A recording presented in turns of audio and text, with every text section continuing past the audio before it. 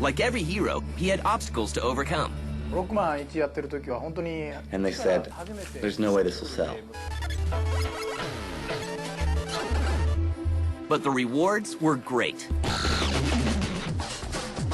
If they didn't have Mega Man, I don't even know how they'd be surviving today, honestly.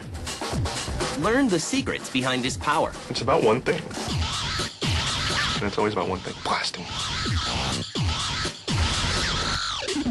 It's a huge cast of characters that any kid can enjoy. Everybody loves Mega Man. And meet Inafune, the man behind the Mega.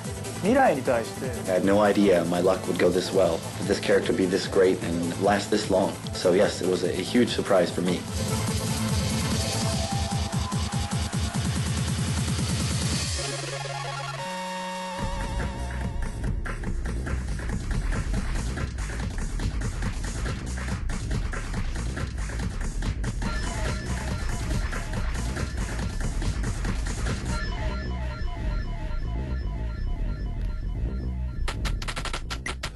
In 1984, a Japanese video game company named Capcom hits its stride in the arcade scene with popular hits including 1942 and Gunsmoke. Their success allows them to expand, and a young artist named Keiji Inafune is hired. I've always liked drawing pictures. From a long time ago, I've always wanted to be an illustrator. Just about at the time that I'd graduated, video gaming companies were becoming very popular, and they had always wanted young, talented artists.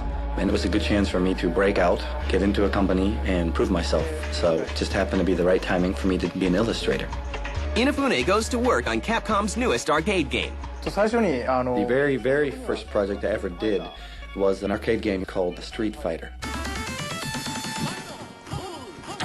Then after that, when we were doing the project, they said, we're working on a new title for the home consumer division, and we'd like you to participate in that. So it was at that time I joined the Mega Man project. And the hunt for the hero turns personal. A lot of the character design for Mega Man is based upon some of the Japanese cartoons that I saw when I was a child. I've always liked the images and the art, and when I was making this game, it was kind of like going back to my roots, going back to my childhood when I designed it. It was very fun to design that character. And that character needs a name. Before it was Rockman, it was originally going to be Mighty Kid, or Knuckle Kid, and this is how we were doing the package. So we decided on Rockman. And in the end, it did become the States, Mega Man. Actually, it's not a rock like a stone or a pebble. That was not where the name Rockman comes from. It comes from rock and roll. There's also another character named Roll. When I first designed the character, I had rock and roll in mind. That was the back image I was going off of when I designed a lot of the artwork. For me, Rockman, or Mega Man, has always been a game that's been designed with music in mind. Music's always been a very important part of the series. And just like Mega Man, even his creators show weakness. This is Mega Man 1, all the original bosses that I drew with my own two hands. Yeah. When I look at it now, I think, man, I really wasn't that good, was I? If one of my character designers that work underneath me now were to bring something like that to me, I'd probably take one look and say, no way, this sucks, try again. With the characters and story in place, it's time to rock and roll. Basically, when you think about it, there's not something in the world that is just stronger than everybody else. Almost everything has something it's stronger than and something that it's weaker to. Sort of like in scissors, rock, and paper. Scissors will beat paper, but it loses to the rock. Paper will beat the rock, but it loses to the scissors. So that's how the Mega Man weapons work. And now it's time to introduce the twist. Well, the whole idea behind Mega Man was you defeat one boss, and then you go to the next boss by using the weapon you just gained. They also give players a new kind of freedom. The original Mega Man game was interesting because it was one of the first games that allowed you to choose what level you played first. It was a linear platform game like a lot of other platform games, but you had a lot of freedom up front to choose the path that you wanted to take through the game. With Mega Man, they were giving the player something to look forward to, an element of strategy, which most games back then really didn't have. Once the game is finished, Inafune has to face his own bosses. After we got the game done, we took it over to sales. And we said, look, we got the game done, this is what it's like. And they said, there's no way this will sell. So I was really disappointed, of course. I was like, well, I tried my best, my hardest, really, really worked hard at it, and it didn't work out. Capcom decides to release the game in Japan in a limited amount. Surprising everyone, the game catches on in Japan. Capcom decides to bring the little robot to America.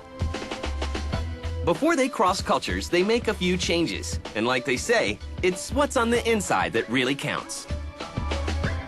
It had some of the worst box art in the history of video games. It doesn't look anything near the Mega Man that we see today. The box art for the first Mega Man game in the U.S. was done very quickly. The president of Capcom U.S. said to his marketing guy, you know, we need a cover done tomorrow. And he went out and got a friend of his to do it in like 6 hours. And that's the reason why it turned out so bad. They had some 45-year-old guy with a strange-looking weapon. Despite the cover, word begins to spread. And sales of Mega Man begin to gain momentum. The first Mega Man was indeed a sleeper hit. Word of mouth really caught on with Mega Man. The Mega Man team begins to work on the sequel, but this time with a little extra help. This was an illustration used in a poster which said, we are waiting for everyone's ideas for new enemies. There was a contest in Nintendo Power where kids could create robot monsters for the game. From 2, we had children participating in the R&D of the game. So you really have the game kind of created by children for children. You have that child touch, actually. When the sequel arrives in America in 1989, there's already a captive audience ready to face the evil Dr. Wily. If I were to have to throw out one single Mega Man title that I really liked, I guess it would be Mega Man 2. It was probably the one game where I really felt that I had put in 100% of everything that I was aiming for. Out of all the games I've made, one of the best ones. I really liked it. Capcom, realizing the potential of the game, throws their weight behind the series. When we made the first Mega Man, you're always limited by memory, how much space you have on the cartridges. And we had tons of characters that we had created that we all wanted to fit in the first game that we couldn't. So all the characters that were left over, we decided to put in number 2. A lot of the characters became a lot more bright and colorful. The sprites were a lot prettier in the second one. We were able to do a lot of things that we couldn't do in the first one. The game is popular, selling more copies than the original and ensuring that the Blue Bomber will return. Mega Man and Street Fighter came out around the same time, are responsible for, Capcom. They branded Capcom. They made them a company to be reckoned with. People didn't really know Capcom as a brand until, Mega Man came shooting in. With the success of 2 Mega Man games, Capcom rushes to release number 3. When Mega Man 1 and 2 and 3 hit, it was huge. I mean, they kept coming out in progression. Like, it was, one after the other after the other. Capcom didn't waste any time. They might not have known they had a hit on their hands, but once they did, it was immediate. Mega Man is on a roll, but Capcom's next move will be a frustrating one.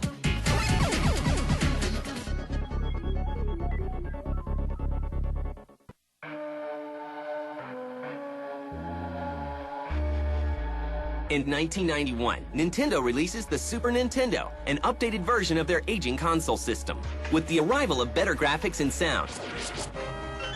Classic 8-bit games are given new life in a 16-bit world, but one character is nowhere to be seen. I think they continued to do Mega Man games for the NES because, first of all, it was easy to do.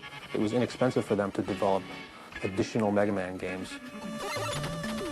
All 6 of the Mega Man games for the NES use the same character animation.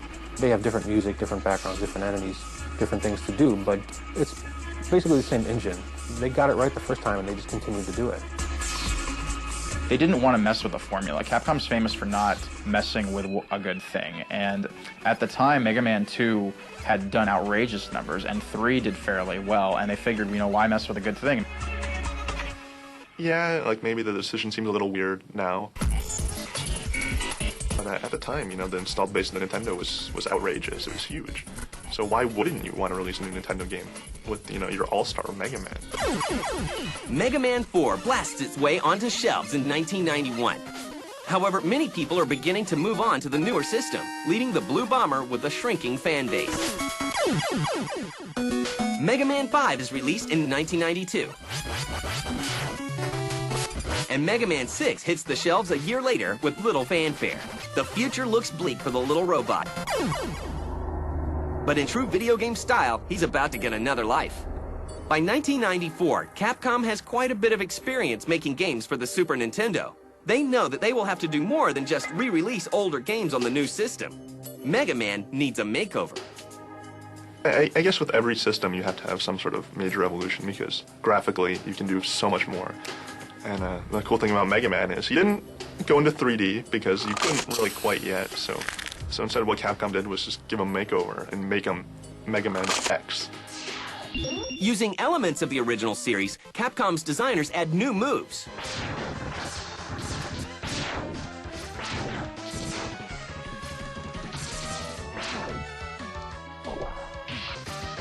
And new characters to give gamers a different experience. Yeah, the Mega Man X series was very different from the originals. It still had the same type of gameplay. The character was similar, but it took place in a different time frame. The Mega Man X games are harder. I tend to not like the Mega Man X series, mainly because it's really hard. I feel like breaking my controller when I play them. They're much more serious in tone. The boss characters in the original Mega Man games are a little more comical and lighthearted and more colorful. The Mega Man X characters are hard and metallic, and some of those games are brutally difficult. Yet the game finds its fans. So it was this really cool techno quality to Mega Man. It was really neat. Like, all the bosses were a lot more extravagant. All the sprites were a lot more colorful. Instead of the basic Flame Man, you had like mantises and peacocks and all these really extravagant creatures and bosses that you really didn't expect in the Mega Man universe. But when they make a flamingo robotic, it's cool for some reason. Dr. Wily knew what he was doing. Mega Man X arrives in stores in 1994, and Mega Man fans take notice. Mega Man's popularity is on the rise, and Capcom releases two games only a few months apart, Mega Man X2 and Mega Man 7. For the first time, Capcom allows two separate series to continue simultaneously, both the X series and the Classic series. It got to a point where there was just a new Mega Man game coming out practically every year.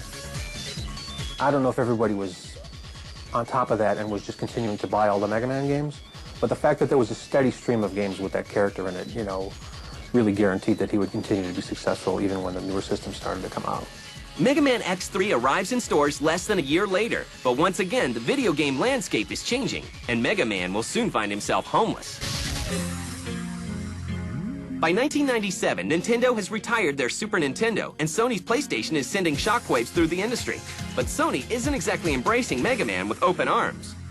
I don't know if Sony's ever spoken about this policy on the record, but it's pretty well known that in the early days of the PlayStation, they really wanted to differentiate the PlayStation hardware from everything else that had come before it. And what that meant in a nutshell was 3D games as opposed to 2D games, which is what the Super NES and the Genesis were really known for. Sony does not like 2D games. That is very important to understand from their original standpoint on the PlayStation. It was important for Capcom to continue its formula of what worked, and 2D was what worked for them. So they originally did not want to do much for PlayStation because Sony did not want them to do anything for them. When Capcom approached them with Mega Man for the PlayStation in the US, and Sony shot them down. Capcom still moves ahead, and to mark the 10th anniversary of the Blue Bomber, they decide to release Mega Man 8, an update for the Classic series, for the Sega Saturn. Ready. Fearing the competition, Sony also agrees to release the game. But they have a condition. And Sony insisted that the PlayStation version of Mega Man 8 have something different, special, additional, that the Saturn version didn't have.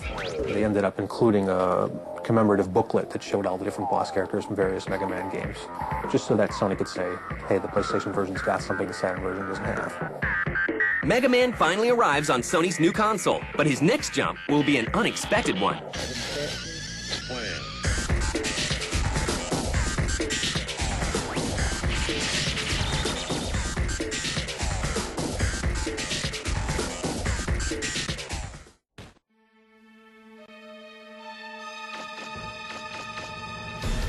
In 1998, Capcom follows up Mega Man's arrival on the PlayStation by agreeing to Sony's demand for a new look at the little robot. Wait a second. Where are you going, Mega Man? That's not the right way. But the overhaul will take some work. The Mega Man series is originally a 2D game, and trying to transform that 2D game into a 3D world. How would Mega Man look as he's jumping in a 3D world? How would he look as he's firing, running, all in this 3D world? So many different animations and movements you have to think about that aren't considered in 2D because they don't exist. If I was going to have to say there's one particular trait about the Mega Man Legends series that really stands out, it would have to be that you're on an adventure. I'm okay, well, everything's all right here. Trying to put Rockman in this new 3D world and have him interact with everything in a believable fashion and still have all the fans think, yes, that is in fact the Mega Man that I'm used to playing as. Trying to keep that image was very difficult. It's a game that utilizes 3D, a really free world where you can go and do anything you really want to. It's not very linear. And with this adventurous world inside the Mega Man Legends series, we figured that there's a lot of different kinds of action, not just destroying an enemy or defeating an enemy.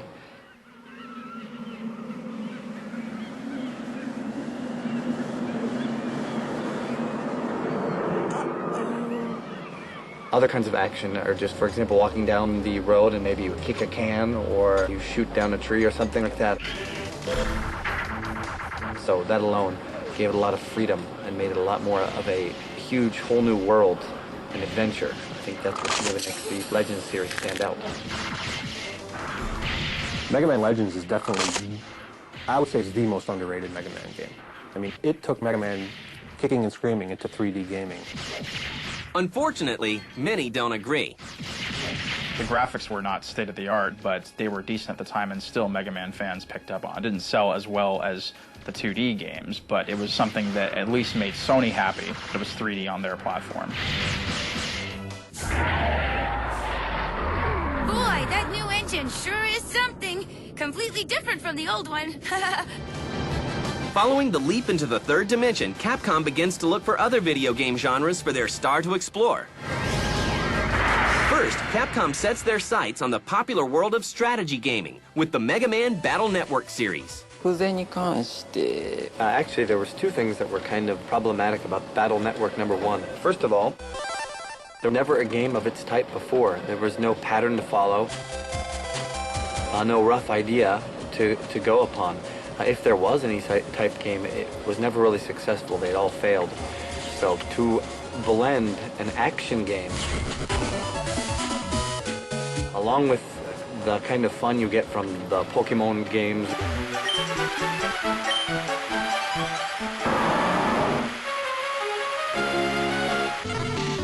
or a Yu-Gi-Oh card game or something like that. To blend those two elements together, just the right amount of balance to make the game fun, yet new and fresh, that was very difficult. The combat system in the Mega Man Battle Network games is very different from what you see in a traditional Mega Man game. It's really an interesting variation from the type of gameplay that Mega Man is known for. But Capcom returns to the classic Mega Man style with the release of Mega Man Zero. Going back to that style of gameplay, it's a lot easier to understand what you have to do when you go into a game like that cold and you just pick up the controller for the first time. You run to the right and you beat guys up. You shoot, you jump on platforms. People are comfortable with that.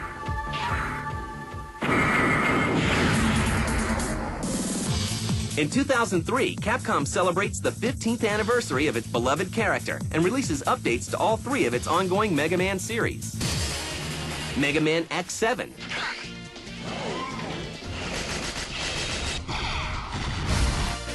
Mega Man Network Transmission, and Mega Man Zero 2. After 15 years as one of the most revered game characters, he shows no signs of slowing.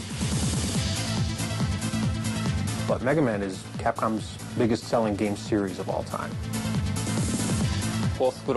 Mega Man is a very appealing character. He's got just the right amount of zip and power. There are so many different Mega Mans that you're always going to find one that appeals to you. Mega Man's still around today is because he's one of the staples of gaming history. They're going to keep making them damn things until he dies. I don't know. He is what they live on still. There are so many games and so many fans of Mega Man that he's never going to die. I'm sure they're going to continue to do a lot more and a lot better Mega Man games. He's here to stay.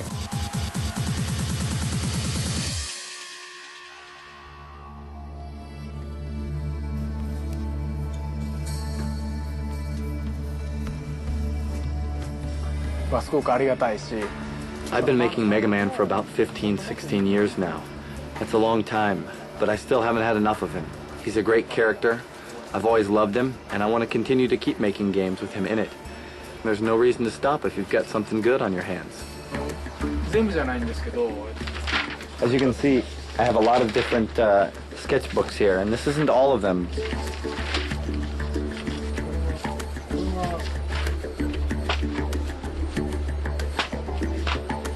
There's a lot of enemy characters that have gone unused, but the ideas do keep coming. So many books, so little time.